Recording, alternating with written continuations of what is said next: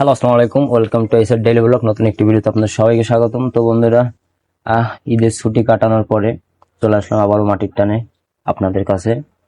তো যারা করলা চাষ করছেন আপনার বর্তমান সময়ে, তাদের জন্য আজকের ভিডিওটা।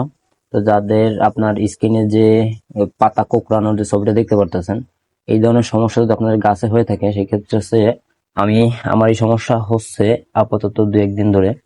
তো এই ক্ষেত্রে হচ্ছে আমি আমার গাছের জন্য আপনার কপার স্প্রে করব। এটা হচ্ছে যে আপনার তাহলে হচ্ছে আপনার এই পাতা কোঁকড়ানোটা ছেড়ে দেবে। ঠিক আছে, এরপরে হচ্ছে যে আমি অন্য একটা স্প্রে করব, সেটা আমি দেখাবো। তো সেটা আজকে না, আজকে স্প্রে করার আরো 3 দিন পরে যে আমি সেই স্প্রেটা করব। তো চলুন আমি কিভাবে মিশাই আপনাদেরকে দেখাচ্ছি।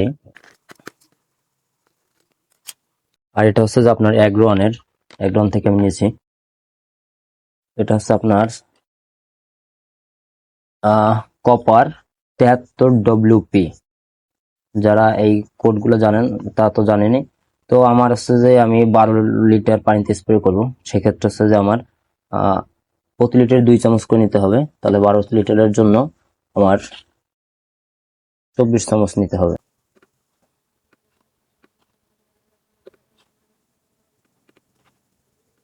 23,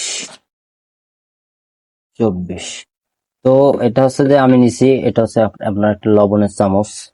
আপনার বাজারে 10 টাকায় কিনতে পাবেন। তো এটা হচ্ছে যে আপনার 1 চামচে 1 গ্রাম। তো আমি এর 24 চামচ চামচ নিয়েছি আমার 12 লিটার পানির জন্য। এখন এর ভিতরে পানি দিয়ে আমি ভালোভাবে মিক্স করে আমার গাছে স্প্রে করব।